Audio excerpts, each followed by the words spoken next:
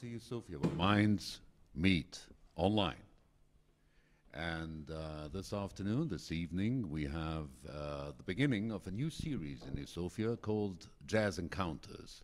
It's a series where Amikam Kimelman is going to be hosting conversations with various jazz musicians, trying to find the key to become fluent in jazz language as if it were our mother tongue, without having to learn the grammar, just be able to talk the talk.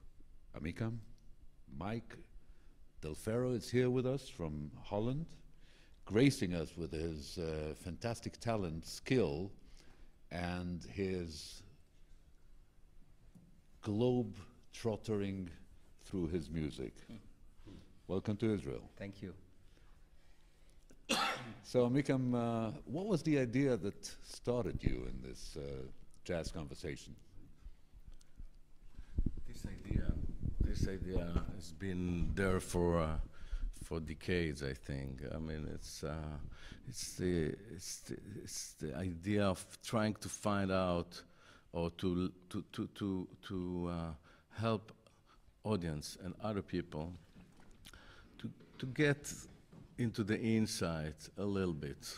We won't exaggerate in this, but to get into the insight of jazz playing or improvised music. Not necessarily jazz, but jazz is really the most common and most, let's say, has most of its essence of improvisation is within jazz. And since both of us, Mike and me, are jazz musicians, so we'll probably talk about jazz, but it should apply to any kind of music. Right, Mike? Yes, I agree. Who are you, Mike? Who am I? My name is Mike Del Ferro. I'm from Amsterdam, from the Netherlands, and I play jazz piano. I started out as a classical musician, classical pianist. My father was an opera singer, and I switched to jazz and world music when I was around 17 after playing classical piano for 10 years as a child.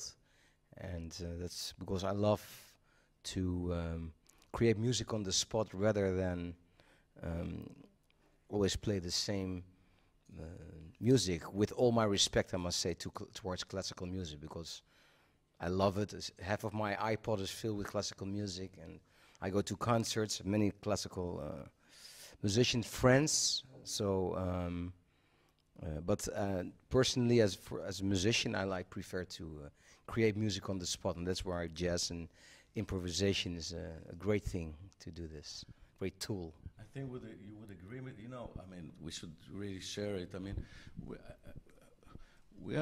we met, Mike and me met a year ago and 5 years ago, but before that, nobody, I mean, we didn't exist in each other's world. Yeah. I mean, he didn't know about me, I didn't know about, but I think that the first encounter was immediate.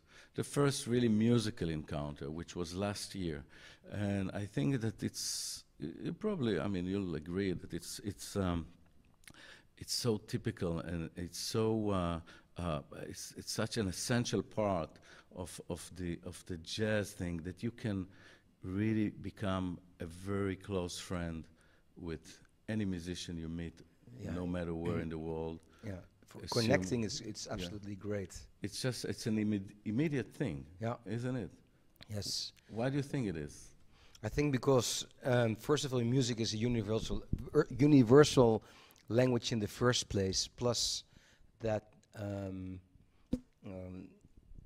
think that's a general thing in life. You search for the kind of people who you like to be with, and the music, especially when you share this love for jazz music, you connect immediately.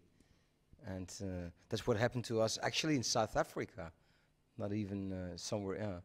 Yeah. So it's beautiful. It's more than beautiful, because I would say that communication is so immediate. Yes. So immediate, You don't need any words for this. You just start playing. You know, before we started broadcasting, even now, we just did a short, very small list of tunes. We might change it, Yeah. but doesn't matter because we'll just go for it. I thought that maybe we'll play one thing just to kind of, it's not prepared. Everybody should know that it's not really prepared. It's part of this, the music book, the jazz music book, the standard books. Yeah. And it's not really prepared in the sense that we don't know how we're going to start. Oh, sorry, we know how we're going to start the moment we'll start. Until now, we don't know. We still have no clue. Yeah, we in a way, we yeah. don't know how it's going to end, Yeah. but I can guarantee it's going to end very nicely. We'll have a nice journey here. So why won't we play something like, how about Great idea. My Romance? All right. Yeah, My Romance is a nice tune. So we'll go for it and see what happens. And talk about it later.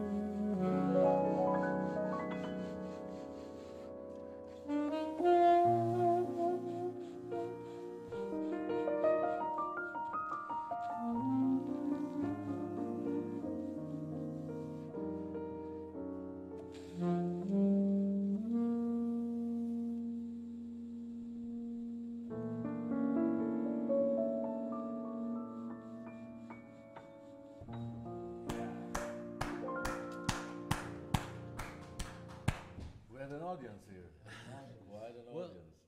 every time I hear people play jazz, what hits me immediately is when you play classical music or baroque, or everything happens, the preparation is all before you start playing. Once you start playing, everything is already prepared. It's as if you put everything into the machine, then hop, it starts happening.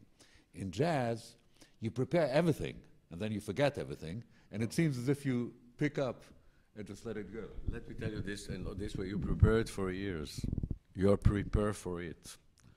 That's the way I look at it. I mean, you have all the skills and all the repertory and the appropriate technique that you might need, and probably additional stuff, additional things that you need in your bag, and then you just pull it out, isn't it? Yes, I think also, I mean, if you would compare it with classical music, I think that, classical music, you prepare, you practice, and you don't forget, or you should not forget, especially if you're playing in front of an audience. And with jazz, you should prepare the whole thing and then forget about it. That's the big difference. So, yeah. Otherwise, you can't improv. You cannot be free. You cannot be free if the thinking is in the way. Well, I think, I don't know if you hear me without this. What I feel is there was proactivity in the beginning, like, you had an idea where you want to go, but then it was all reaction. Yes. It was all, you know, you took Interaction. something Yeah. and You know then what, let me share something with the audience and you. When after this interactivity, I was mistaken. I didn't get the right tempo of the thing. I mean, I thought it would be much faster. I started, and Mike was in his thing, but then it kind of went to another shift. If we shifted it somehow. I had to adapt myself. Probably he had to adapt himself. So the mistake, so-called, was something that happened, and you do. Yes. yeah, but you know, I mean, I always claim that there are no mistakes. I mean, you're mistaken when you make real plans. I mean, then it doesn't go the way you wanted to. But since we don't know really how it's going to be, and it's all kind of surprises that you have to react immediately to, so you can't be mistaken. You have to really be able not to slip away from the road. And if you do, come back. Otherwise, you'll find yourself somewhere in the valley, you know. So the interaction goes all over. It goes all over. You need ears, good music senses, harmonics, and knowledge and skills and whatsoever. Yeah. And above all, I think you really need to love the person or people you're playing with.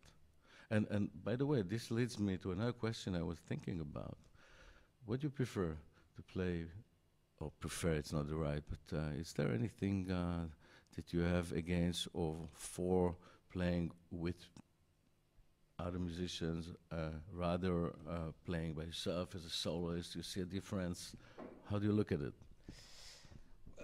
Well, if you, I mean, if you play solo, it allows you even more freedom because I don't have to discuss any tunes with anybody. Right.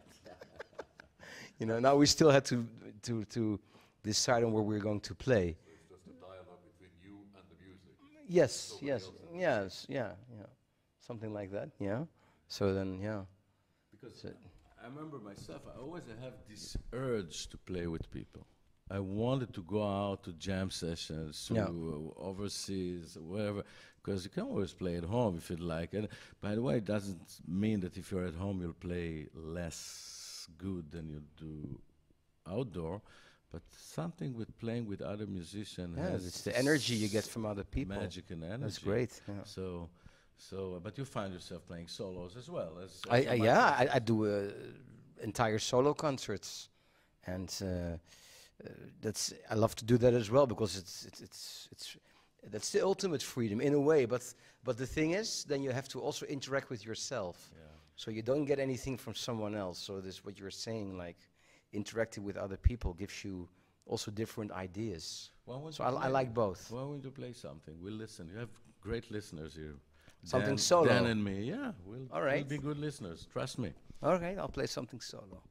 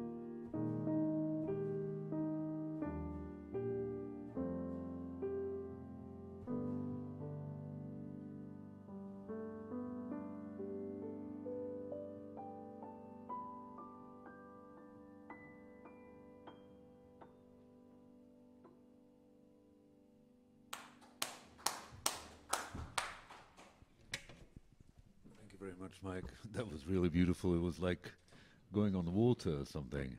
I'd like to take this opportunity and remind you, everybody, that we are still on U-Sophia, but we are also in this beautiful musical center called Felicja Blumental, dedicated to the late pianist Felicja Blumental.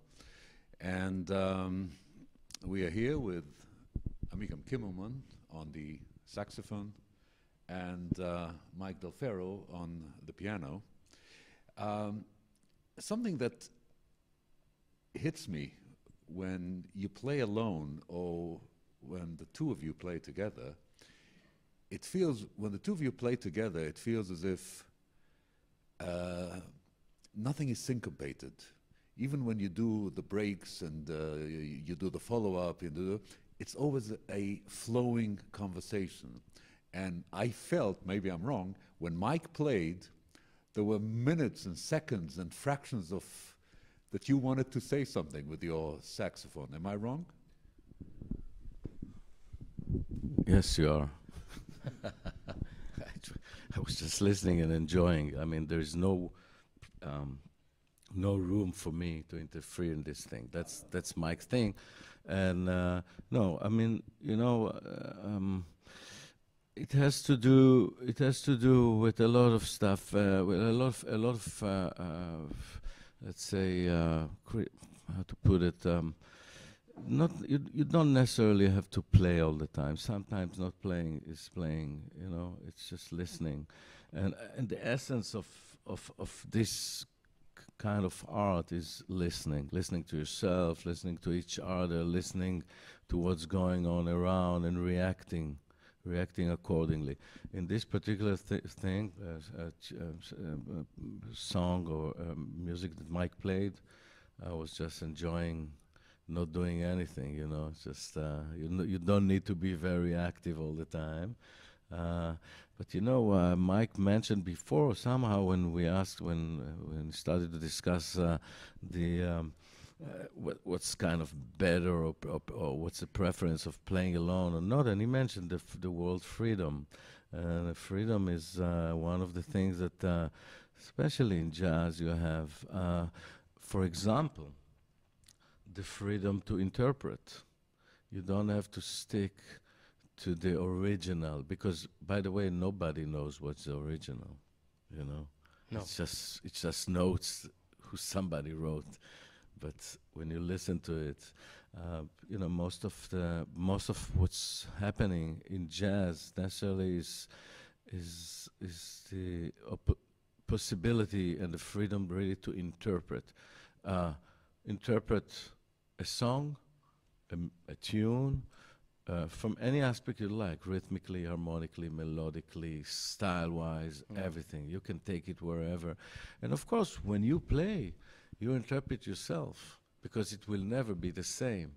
I thought to suggest that we'll play one of the beautiful tunes that we're going to play tonight. How about the opera. this?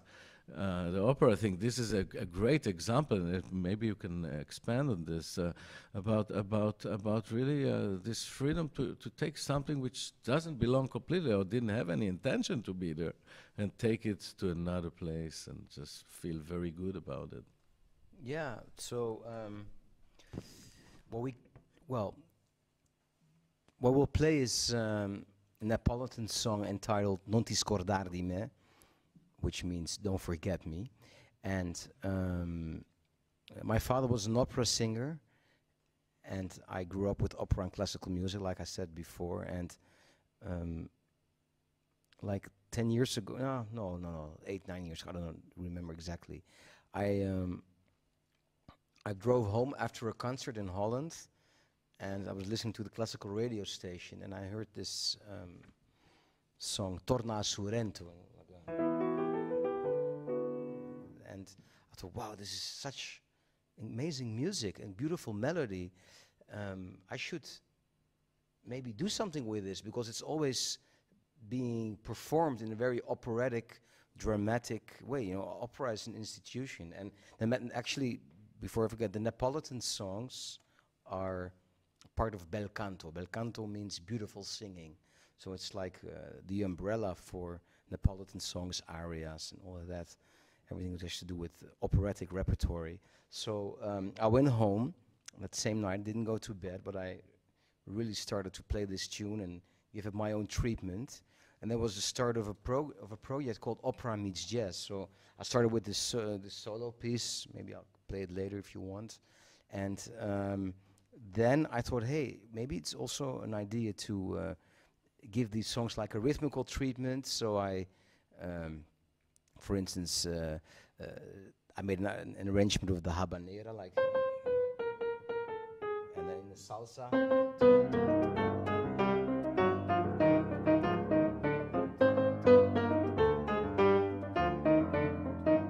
Like that. So a lot of stuff to be done with this music, and with this program I've been actually playing all over the world, and I recorded 2 albums. And so the example we're going to play is also a slow song. I think it's beautiful, Non discordare di me, and there is a famous recording of Benjamin Ogili of this. You can find it everywhere, and it's I think it's a beautiful song.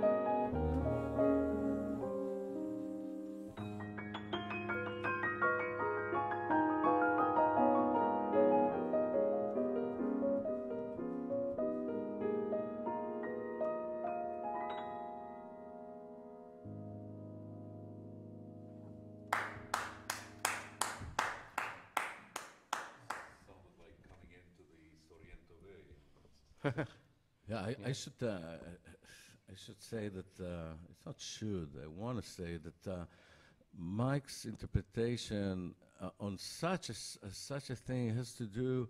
I mean, the melody is there. That's it.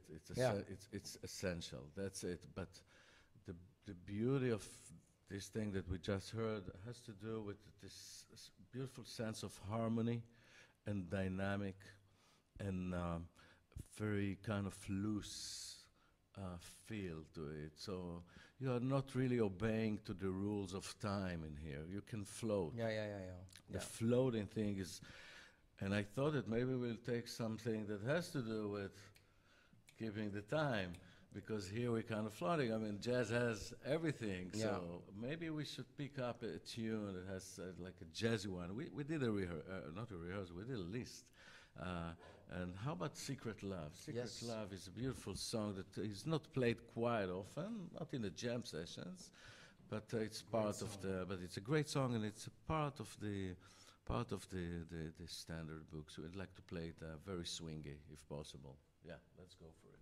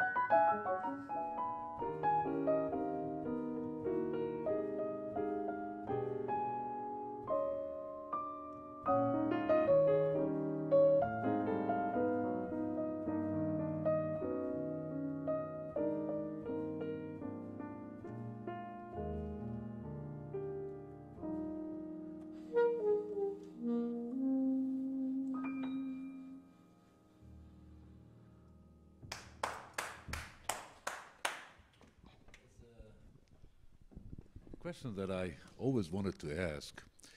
In jazz, you always seem to have, to my understanding, a rhythm section that changes between the, even if you don't have the percussion like we don't have here, when somebody picks up the melody and runs with it, I always feel that the other instrument, or the left hand on the piano, becomes like a rhythm section, because it seems to me as if the only thing that keeps the line, more or less, of freedom and doesn't allow it to become chaos is the tempi, the rhythm. I agree that I wouldn't talk about the left hand of the pianist. It has nothing to do with the but you are right in one thing. There is a kind of a time code which is running, okay?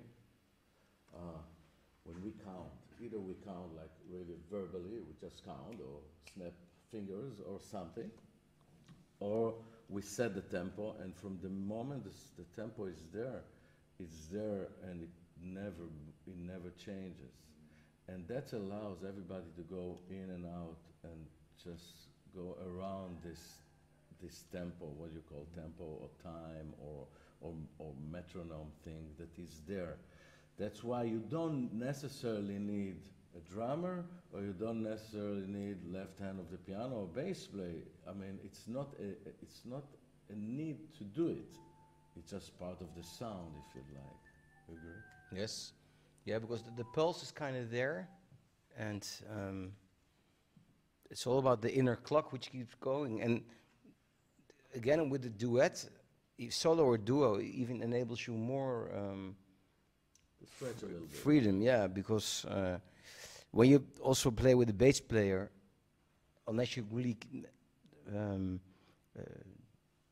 make it totally free, then you kind of follow more the real standard form. So, but yeah, it's again, it's all about freedom and you know, interact and feel what's going on. I mean, if we would be playing this now again, it would probably sound totally different. Yeah, yeah. we might take it anywhere. Yeah. And you know, it has Well, to probably do it with is going to sound different. It has to do with really things that happen on the spot. And it might happen, actually, it might happen here. Mike might want to do something, and then it's either, I mean, since we are now two, I might resist and try to pull it to my direction or go with him. But he won't be angry at me if I resist, you see. He might find it better, or I might find it better. It's a matter of, first of all, you put your ego aside, and you just think of, you just jump on the opportunities, and you kind of do a very fast, amazingly fast evaluation of what's good for this moment, and you just go for it, you know. So this is the flexibility that really allows you to take it wherever you want. Just pick it up. Another thing that has always been very interesting for me as far as listening to jazz music is the fact that I always feel in good jazz that there is a moment of a spark of genius. And Sometimes it's a dog from outside, but most of the time, Genius. the real genius is the dog outside. If you would like to come over here, Mr. Dog, that's okay. With a doggy bed. But anyhow, you know what I mean? You hear the same thing again and again and again, and all of a sudden, blum, you're in another country, you're in another universe. And sometimes it happens like today,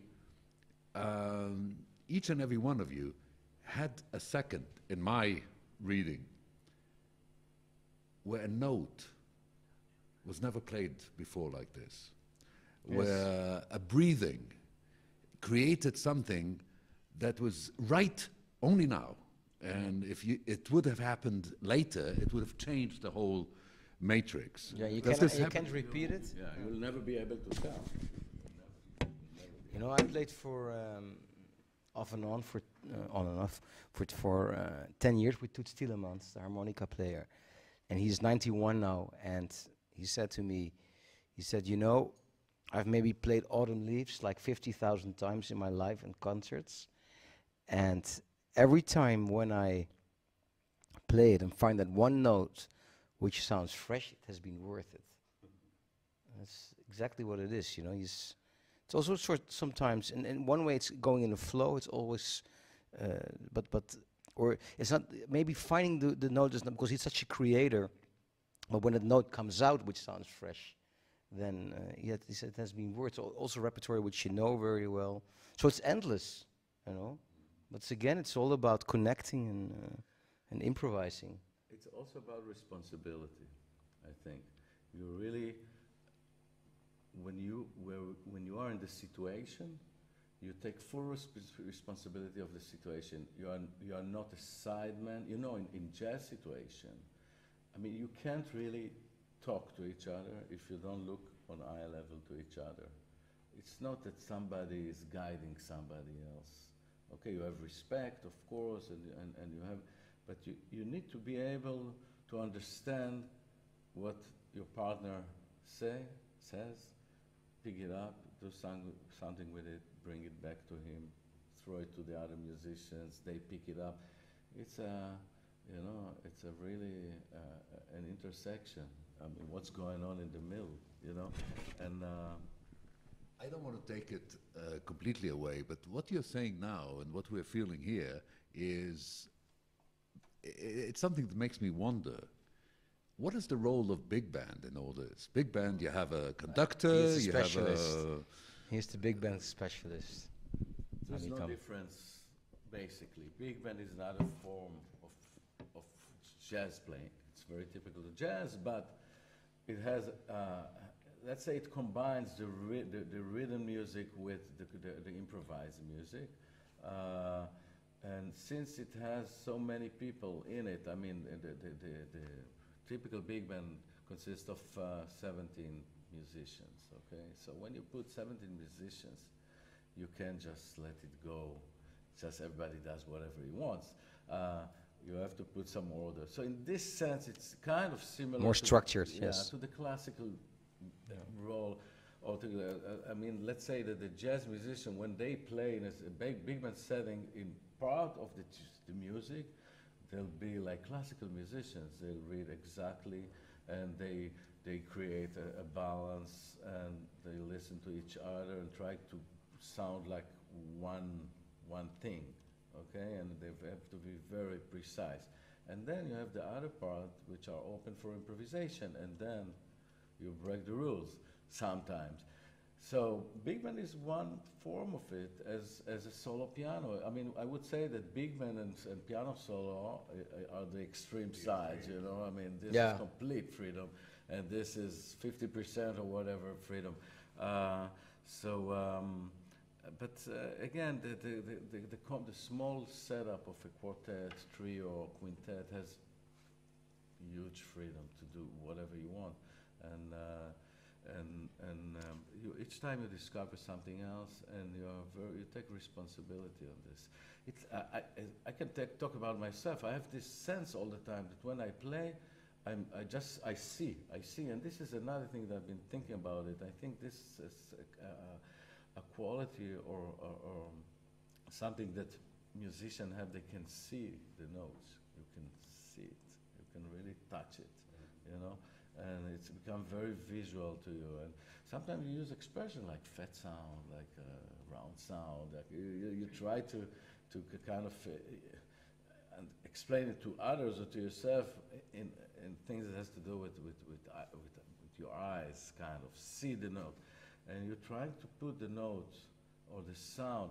And for me, one of the things which make me really feel in love with Mike is special sound.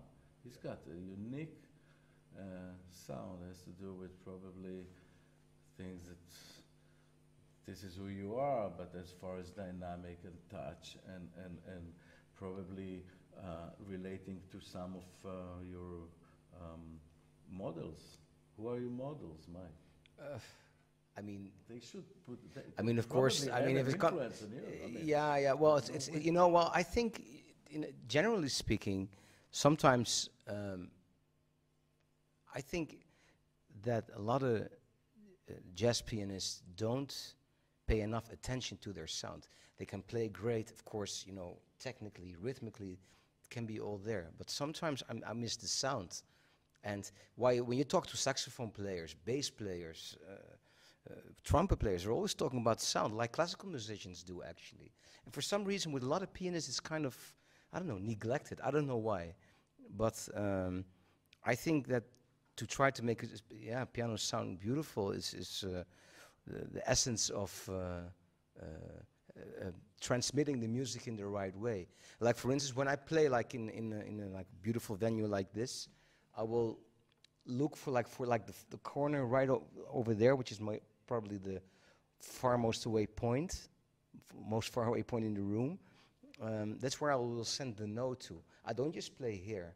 I really send and project the note, filling the room automatically with sound. Plus, I also think that the piano is, of course, the ultimate instrument for dynamics. And I love to use them. It's very clear with you. I mean, to me at least. The Well, dynamic takes a huge portion, if you like, percentage Yeah. of your playing. Let's put it Yes. this way. Yes, because also dynamics is a very important tension in music, especially when you play for an audience. You know, if you always play at the same level, dynamically speaking, then it's going to be boring. People will lose their concentration. So whom are you playing for? For the audience, for yourself, for the musician, for whom are you targeting? I think, you know, I never, when I play in front of people, I play in front of people, and I want to incorporate them in my love and passion for music. So, I mean, I do play for an audience, because if I would be playing like, if I play alone at home, I could like play. You don't take requests. No. Please play like strides. No, it's not, no, it's not like that. But, I mean, if I would be playing at home by myself, what I do sometimes, of course, is that, you know, I could be playing for 3 hours and play one pattern and go wild on that. But that's not something for an audience to, you know, you don't want to do that to the audience. So I do, of course. I mean, I'm conscious about the program. Also, I'm very concerned about the right order of the program and all of that. So I take. I mean, you know, generally, if you talk about audience and people who come out to listen to your music, from a general point of view, I think it's incredible that a person makes the effort to come out and listen to you.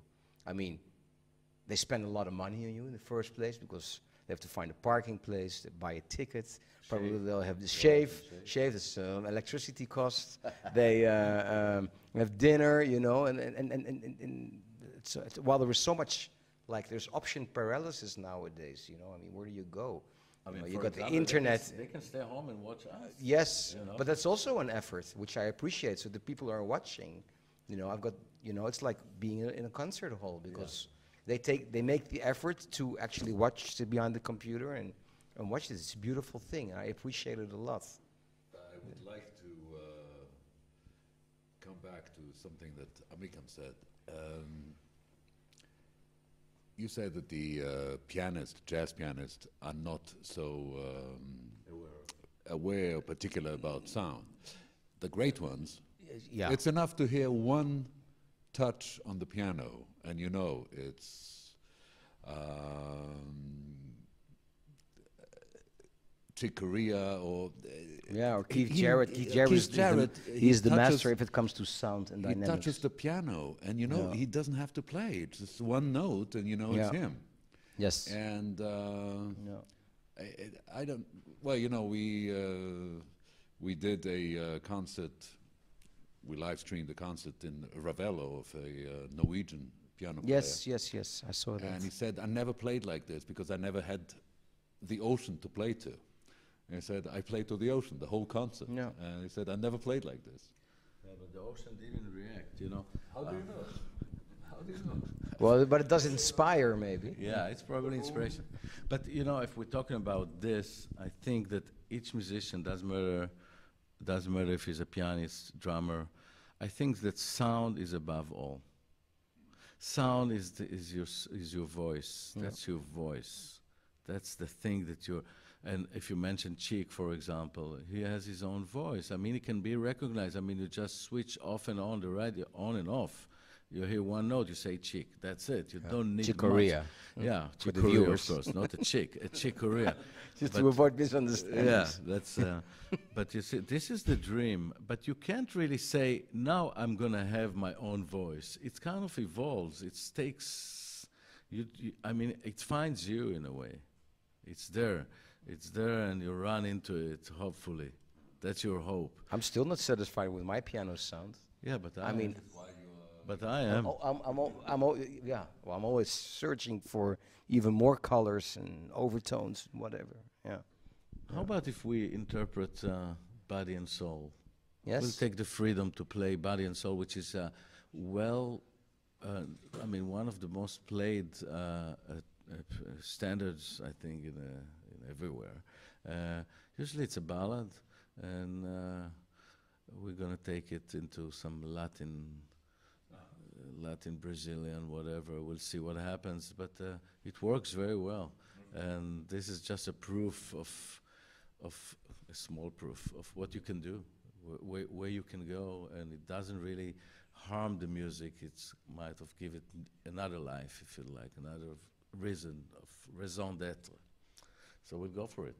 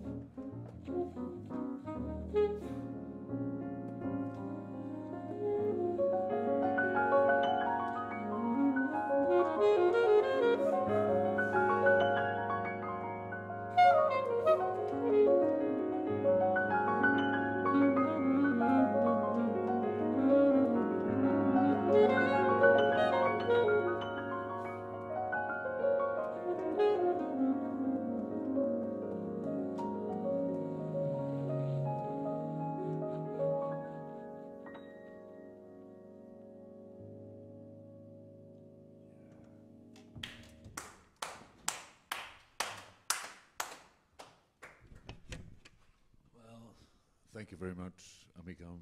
Thank you very much, Mike. Pleasure. Thank you so much. And thank you, all U-Sophians around the world, for being here with us. It was the first of, I hope, many jazz encounters. And I would like to spend a special thanks for this beautiful place here that hosts us so gracefully, the Felicja Blumental Music Center. Have a great time, and please make sure to be back with us at 9 o'clock Israel time, that's 7 o'clock GMT, for a special event called Opera Meets Jazz. And we're not going to talk about it, we're going to listen to it later on today. But we'll be there. And we'll all be there. So that's going to be 8 o'clock Central European time. Yeah, because there are a lot of viewers in 8 Europe. o'clock. Yes. And if we go to the east coast of the United States, it's 2 o'clock in the afternoon, and I'm going to stop here. Thank you very much for being here with us, and good night from U-Sophia, where minds meet online.